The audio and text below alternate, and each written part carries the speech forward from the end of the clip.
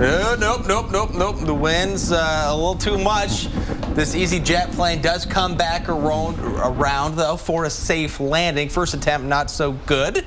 The winds there. We're going to take a closer look at the challenge of landing in crosswinds tomorrow morning on Wake Up with Dal. You ever been in a situation like that, Carl? We've been on a plane, they had to abort the landing? Well, no, not when we've had to abort it, but I've done plenty of white-knuckle flying in my time. Yeah, and it's scary. Didn't we see some from Portugal not that long ago where they were coming in sort of crabbing almost and then having to abort the landings? A couple weeks ago. Yeah. Amazing stuff. So Wake Up with Dal tomorrow morning. Check that out. We are going to get into what's happening in the Atlantic, something that you're going to break down here coming up in a few minutes, and how that may influence our weather or be a sign of what may be to come. We're going to look at those factors, also what could bring some snow back to the Midwest and the Northeast. But before we get to that, let's go to meteorologist Kim Cunningham. She's tracking the rain and a lot of it in the Southern Plains. Hi, Kim.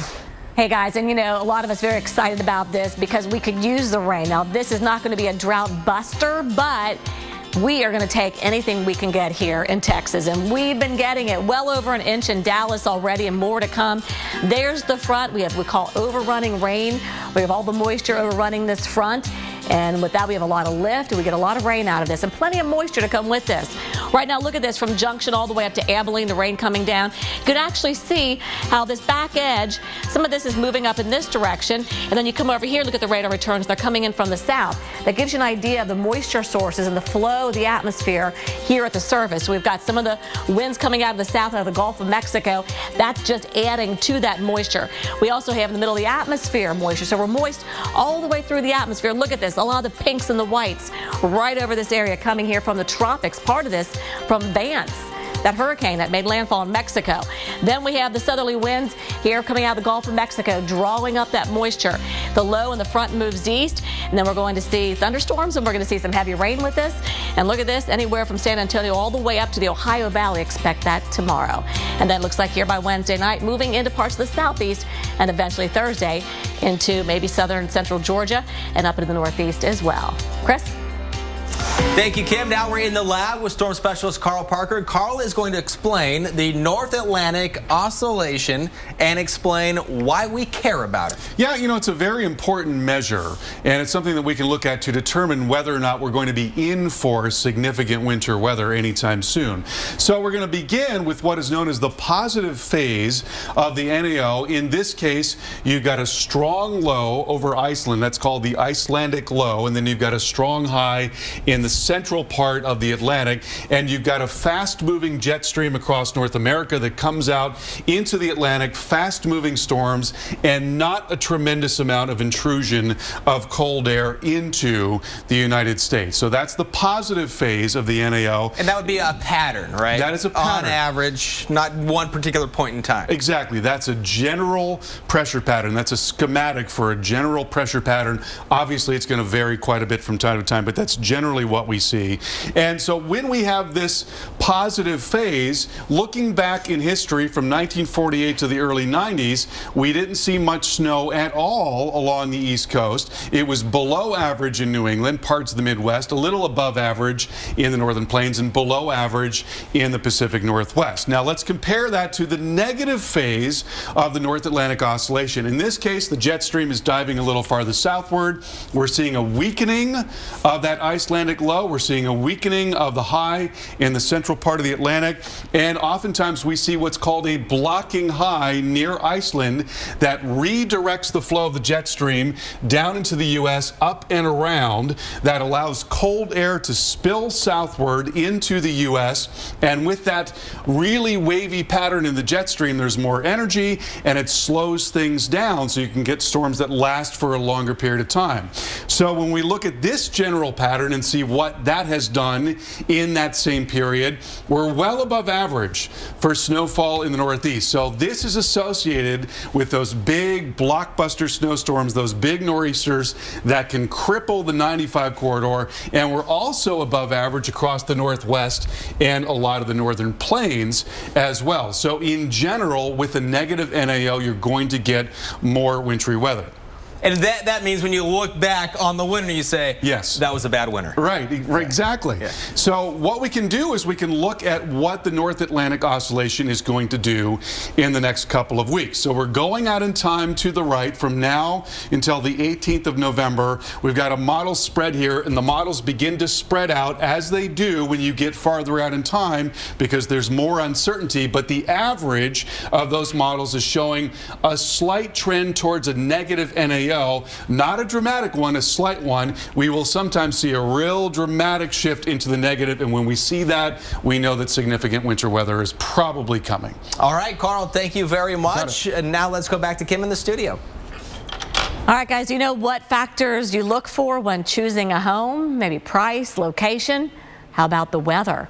Our team at weather.com determined the 50 worst counties to own a home based on several factors, from how much it costs to heat and cool a home to weather and natural disasters. Meteorologist Alex Wilson breaks it all down. It's the place no one wants to land, the worst list, especially when it comes to your home. We did the research to show which areas of the country are at more risk for natural disasters or severe weather, like Galveston County, Texas, where Hurricane Ike did a number back in 2008. Look at the Gulf of Mexico.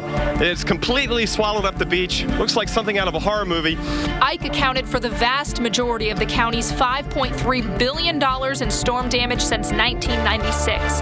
We did the math. That's about $17,000 in damage per person. But it's not just storms. Temperature extremes and earthquakes factor into the rankings. One state has them both, Alaska, home to wide open spaces and some of the coldest weather on Earth.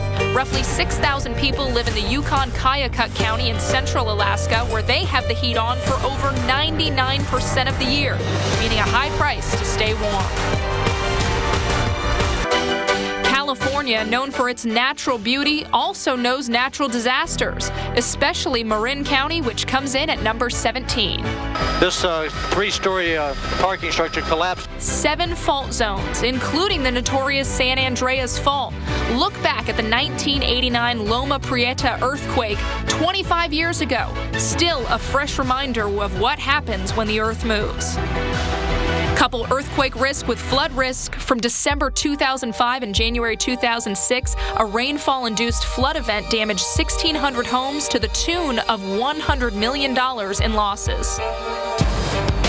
On the East Coast, we head to the Jersey Shore and Superstorm Sandy. In Ocean County, New Jersey, boardwalks and amusement parks reduced to splinters.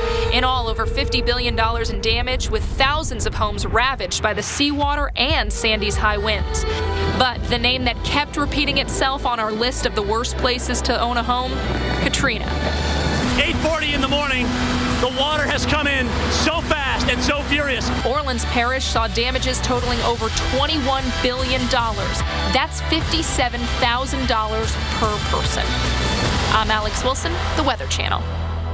And now that you know the factors that went into it, find out if your hometown is on the list. All 50 can be found on weather.com right now. Chris? All right, Kim, thank you very much. Right now it's time for the number 2 video of the day.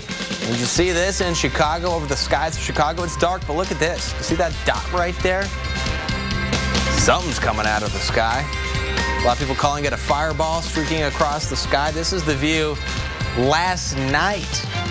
And they caught this from atop the Willis Tower, formerly the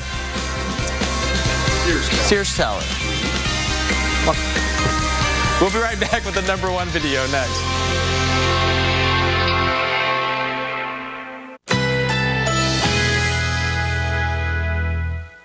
Currently in our area, 75 degrees under mostly cloudy skies.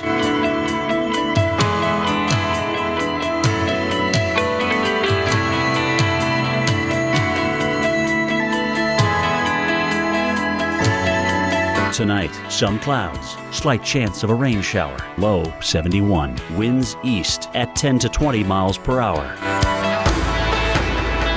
Wednesday, intervals of clouds and sunshine, slight chance of a rain shower, high 80. Wednesday night, a few clouds, low 70, winds east-northeast at 10 to 15 miles per hour. Here's our 7-day outlook.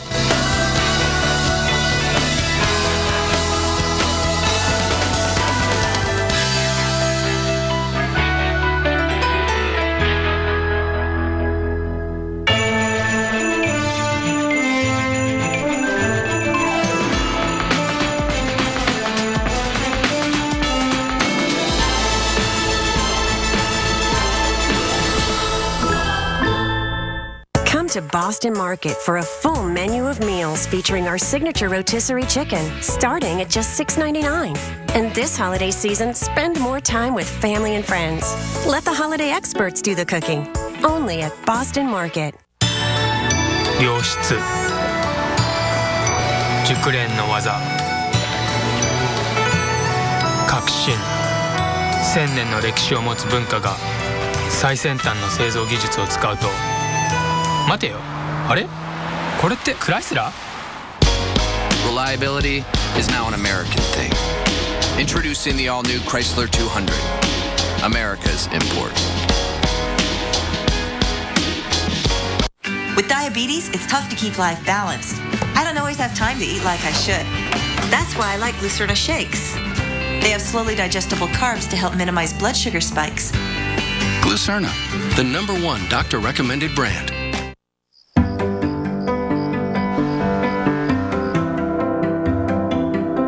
This man has an accomplished research and analytical group at his disposal. But even more impressive is how he puts it to work for his clients. Morning. Morning. Thanks for meeting so early. Oh, it's not a big deal at all. Come on in. It's how Edward Jones makes sense of investing.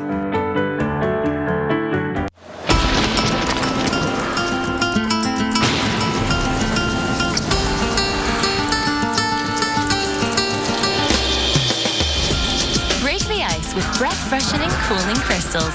Icebreakers.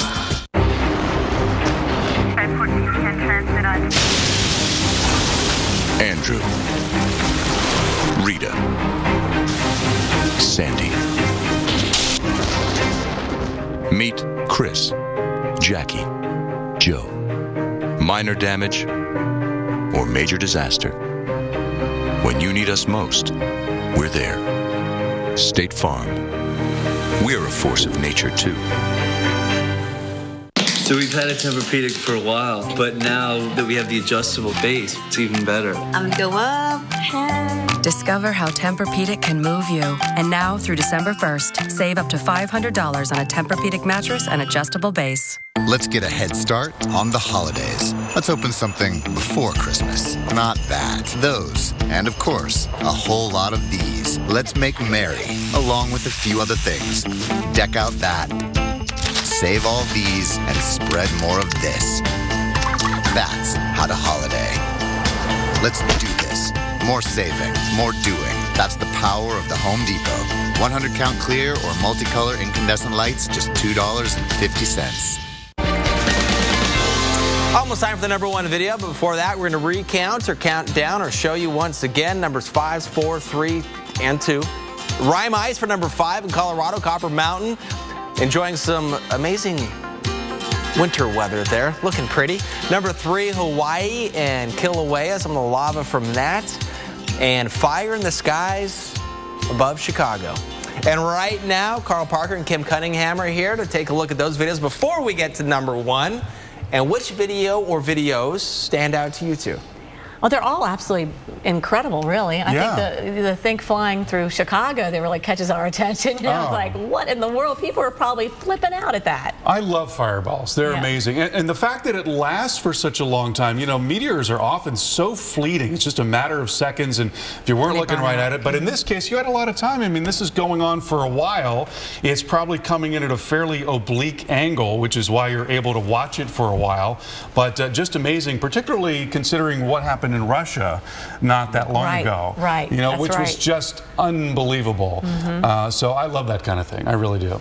Yeah, and then of course Copper Mountain, everybody's getting excited, seeing all that snow. That was a beautiful, to me, that's picturesque. I mean, just absolutely beautiful. Yep. It looks, to me, it looks like it feels warm. You know, it's not really cold there for some reason. I look at that, and I guess because the water's not frozen. Would you please explain yourself? Yeah.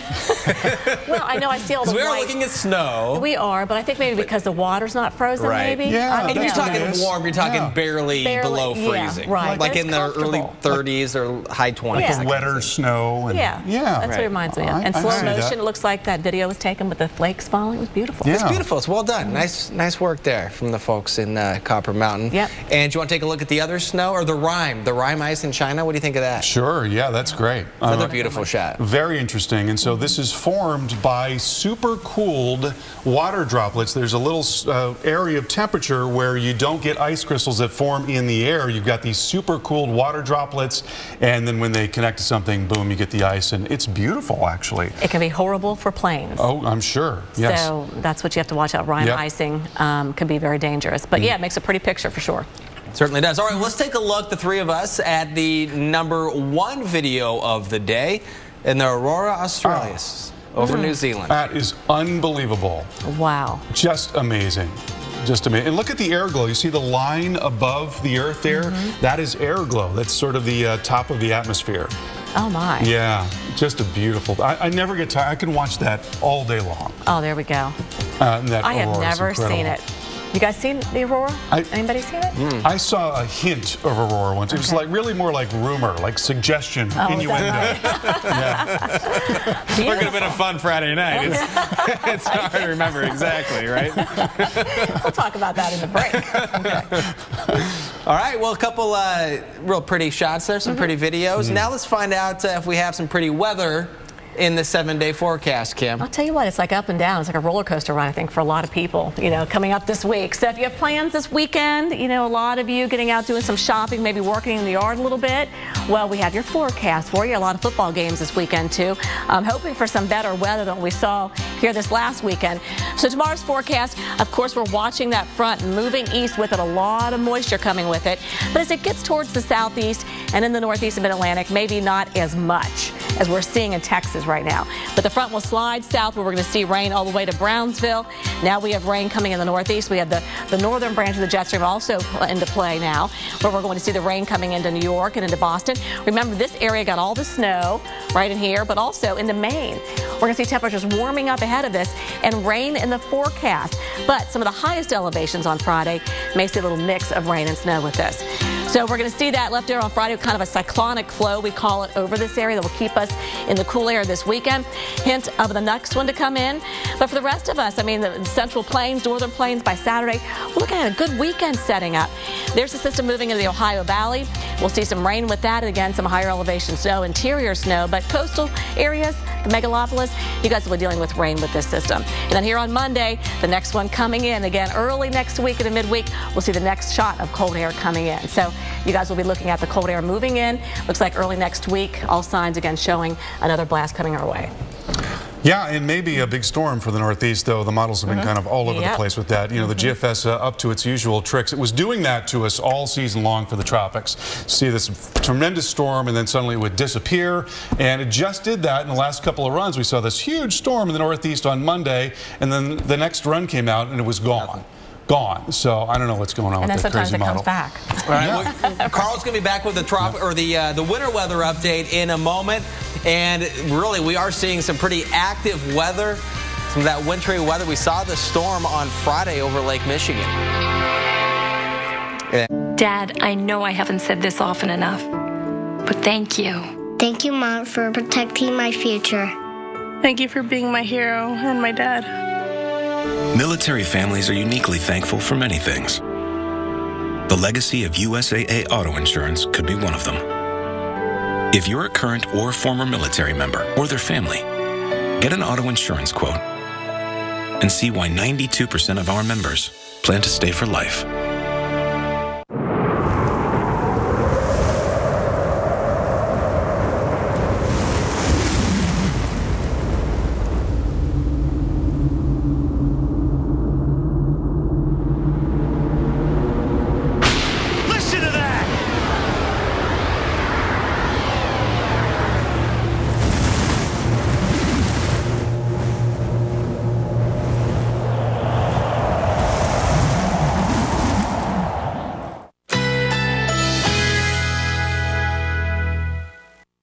Currently in our area, 75 degrees under mostly cloudy skies.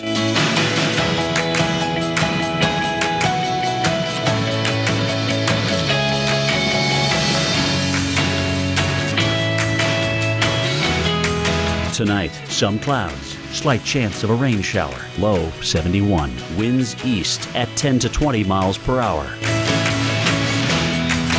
Wednesday, intervals of cloud.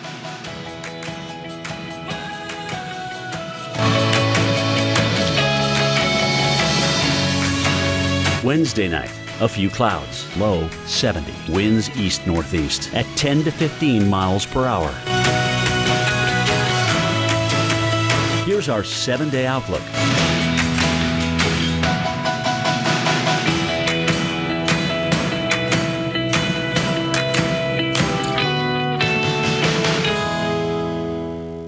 We love chocolatey, creamy with a little something extra. Deliciousness. Cookies or almonds. Yumminess. Hershey's is mine. Yours, our chocolate. When you only have one hand, you're not doing anything as fast as you used to. Do you need help? What is that? Swiffer dusters. And I can extend so I don't have to get on the step stool. It's like a dirt magnet, just like my kids. I think Swiffer definitely gave me some of that time back. If you have moderate to severe rheumatoid arthritis like me, and you're talking to your rheumatologist about a biologic, this is Humira. This is Humira helping to relieve my pain and protect my joints from further damage. This is Humira giving me new perspective. Doctors have been prescribing Humira for 10 years. Humira works for many adults. It targets and helps to block a specific source of inflammation that contributes to RA symptoms. Humira can lower your ability to fight infections, including tuberculosis. Serious, sometimes fatal infections and cancers, including lymphoma, have happened, as have blood, liver, and nervous system problems, serious allergic reactions, and new or worsening heart failure. Before treatment, get tested for TB. Tell your doctor if you've been to areas where certain fungal infections are common, and if you've had TB, hepatitis B, are prone to infections, or have flu-like symptoms. It's not a team without t-shirts. Custom-made t-shirts have this incredible power to bring people together for families, school groups, reunions, companies big and small. So for your next gathering or event, visit CustomInk.com. Our design lab has tons of fonts and amazing artwork. You can even upload your own logo, and our inkers will help make it perfect. To get started, visit CustomInk.com today. You'll even get free shipping. Thanks, Custom Ink! At Benjamin Franklin Plumbing, we can quickly take care of any plumbing need. From broken water heaters to shower fixtures and everything in between. Our trained and trusted experts are focused entirely on plumbing, so we can get you back to your life faster. You're right on time. Call today and get a diagnostic and evaluation service call for only $37. If there is any delay, it's you we pay. Free trade commissions by going to TradeKing.com/free1000 today. TradeKing.com. Every Sunday, a new tale of weather legend. American Supernatural, Sunday nights at 10 on the Weather Channel. Turns out the Halloween Arctic blast will be costly in Chicago. The bike path and the walkway along the north side lakefront was ripped up by the crashing waves of Lake Michigan. You can see it right here. The Chicago Park District started to clean up the damage, saying it could cost almost $200,000 to fix it. They expect to have it all wrapped up by next week. Now let's take a look and see your Hurricane IQ question. We're going to ask it and answer it for you. Which of these cities averages the most snow in the month of November? Boston, Massachusetts, Bangor, Maine, Bismarck, North Dakota, or Buffalo, New York? And the answer is Bismarck, North Dakota, with 8.8 inches of snow on average in the month of November. Storm specialist Carl Parker is here, and we have seen some beautiful shots of some snow in Colorado. Some people aren't ready for winter. Other people can't get here soon enough. Chomping at the bit, and we saw great shots from Copper Mountain, and we can see that snow from space showing up there in the higher elevations of the Colorado Rockies. There it is. This is the visible satellite picture, and we're beginning to lose the light, but certainly a sign of the times, not only there in the Rockies, but into western parts of Nebraska and in southern Wyoming. So the next storm that's going to come down is a low pressure. It's going to be in the northern plains tomorrow, in the lakes on Thursday, into the northeast on Friday. You notice the freezing line right there. Very rough proxy for where we're going to get the more wintry weather. There will be some cold air in place here, so we will get some wintry weather out of this system. And we're talking about just a few inches perhaps in the Adirondacks, the northernmost part of Wisconsin and the UP of Michigan, and then maybe some heavier snow here in northern parts of Maine, but certainly really on the fringes of the northernmost part of the U.S. And most people that live here can handle it. Yeah. Right. I mean, you got hardy folks here, and this is for people who may be heading to these locations. Exactly. Just a heads up, be ready for some winter weather. If you're renting a car, you might have to deal with some driving in the snow. No big deal. Just some slick roads there, northern Minnesota. That's also the case in, again, Wisconsin and into Michigan. Thursday, mostly rain in the northeast, and then on Friday, there's your wintry weather. And there will be some of that down the spine of the Appalachians as well, where we just got that tremendous snowstorm not very long ago. Now, I do want to tell you about the wind, because as that low moves over to the coast, the winds will pick up. And remember that we still do have some leaves on some of the trees in New England. We had a big problem with power outages with that last storm in Maine, and with winds picking up to 20-25 miles per hour, there may be some additional issues with this next round of wintry weather. All right, so back here, we're still talking about wintry weather, but we're looking at Japan and we're looking at China, and now here into the Bering Sea. Yeah, we're watching a tropical system, a typhoon that's going to mix with a non-tropical system. It's going to form this incredibly strong low around the Aleutian Island chain right there, and this could be one of the strongest lows that we've ever seen in this part of the world. The strongest extratropical low that we've ever seen got down to a central pressure of 913, some of the models taking this down into the 920s. So we're getting into the vicinity of the strongest storms that we ever see that are not tropical. And then here you've got this really powerful storm producing wind across the Aleutian Islands. So we'll take the model forecast here into Friday afternoon and evening. There's Shemya, so that's near that Attu Island. I think we talked about that the other day. It was in the movie. 75+ mile per hour wind there. Winds picking up in the central part of the Aleutians and getting up to 60, 75 across the western central Aleutians right through Saturday early morning, and then still really strong even into late Saturday. So this is a long-lasting event. It's going to be piling up the water. There will be storm surge in these islands, and on top of that, talking about wave heights getting up, look at that, 35 to 45 foot wave heights. That's the average of the top third, which means that there are going to be some waves that are up to 60, maybe 70 feet, maybe even higher than that. Tremendous wave heights out there. That is phenomenal. It is. It really is. And so here, all along these islands, you don't have a lot of population. They're generally very small fishing villages. Here is one of them. This is the most highly populated of the 8,000 people who live in the Aleutian Islands.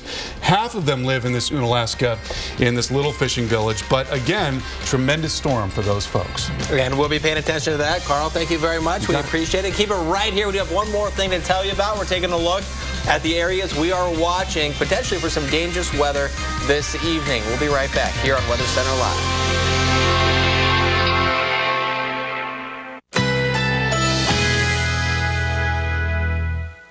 Currently in our area, 75 degrees under mostly cloudy skies.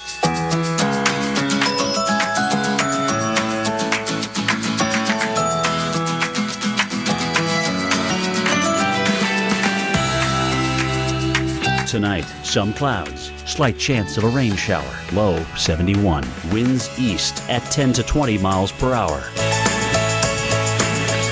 Wednesday, intervals of clouds and sunshine, slight chance of a rain shower, high 80.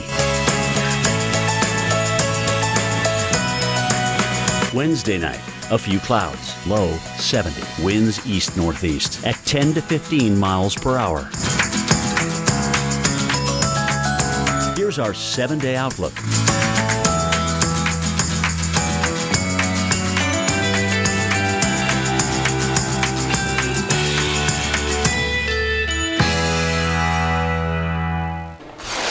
All right, welcome back. We have one more thing to tell you about. This is the area we're watching tonight.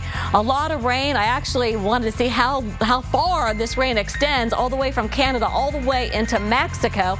That's over 2,000 miles.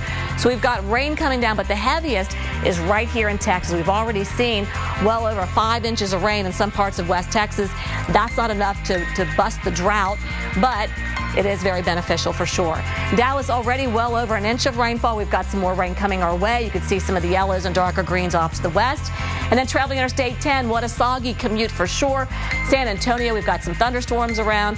To your north, you can see right here, we have a little bit of red right in here as we have a thunderstorm moving north, it looks like, away from the San Antonio area. All right, we'll take you here a little bit farther north and east. Heavier rains now coming down just to the west of Memphis.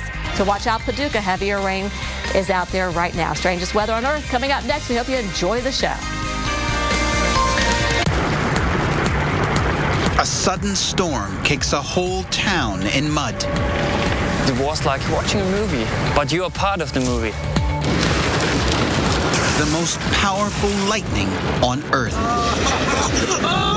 That's the longest I've ever seen. Rain so heavy, it sends eels swimming through the streets.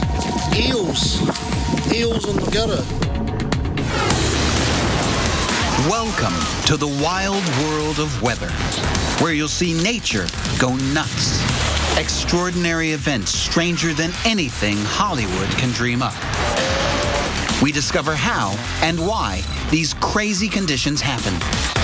Whoa! Woo! You won't believe your eyes. This is the strangest weather on Earth.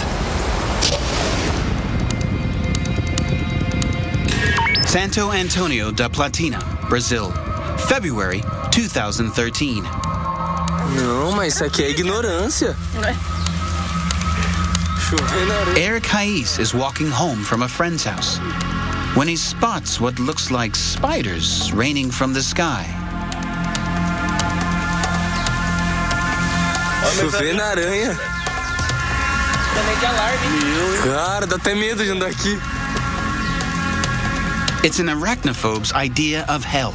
Hundreds of spiders, apparently floating in midair. Cara, não vou aí não, velho. Sai daí, Robson.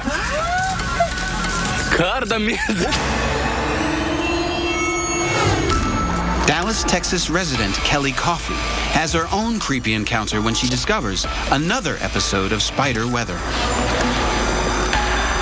There were spider webs on the street lights. They were hanging off the trees. When they were blowing out, they were about 12 to 14 feet long. It was absolutely crazy. Everything, I mean, everything was covered in spider webs. Sticky spider webs are found all over North Texas. They're stuck to lampposts, cars, and everything else they touch. On a scale from 1 to 10 of strangeness, I would say this was about a 21. Are these spiders really raining down from the sky? No. But they may be getting some help from the weather. Many species of spiders can use their webs to fly. It's called ballooning. Peter Gorham of the University of Hawaii has long been fascinated with this unusual behavior. Spider ballooning is a type of behavior that allows the juvenile spiders to launch themselves and find other habitat. These special webs act like sails, and it only takes a very slight breeze to carry them away. There they go. The spiders seen in Texas may have been carried hundreds of miles by wind off the Gulf of Mexico. And it's not just the wind that helps our eight-legged friends take off.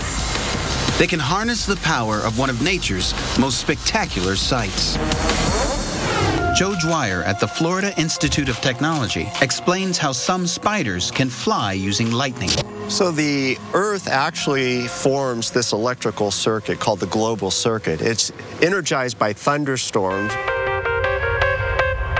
When a storm cloud forms, positively and negatively charged particles within the cloud are separated. This separation creates static electricity, which can be discharged in the form of lightning. But some of this static electricity is not discharged. It remains in the atmosphere. Even if there are no thunderstorms around, there's still large-scale electric fields. They're always there.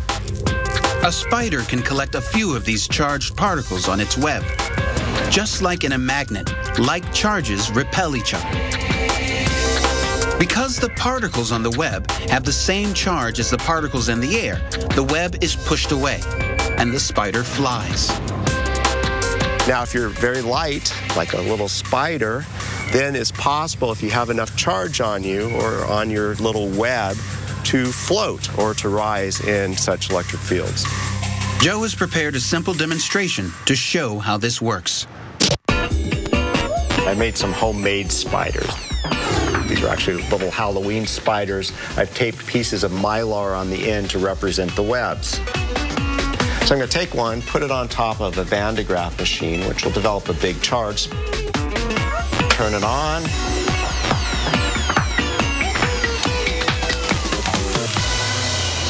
And away it goes.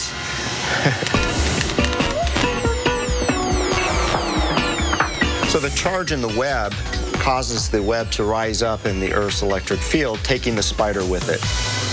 It's possible that if there were a strong thunderstorm in the vicinity, that the electrostatic field became very strong near the Earth's surface, and it allowed even these very large spiders to be lofted up in a ballooning episode.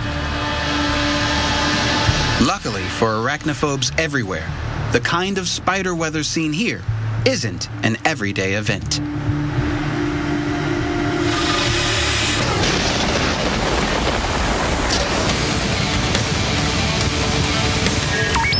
Bergen, Austria, August 4th, 2012.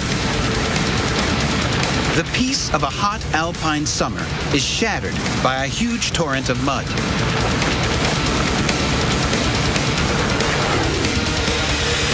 Village resident Bernhard Asmaya is a witness to this terror.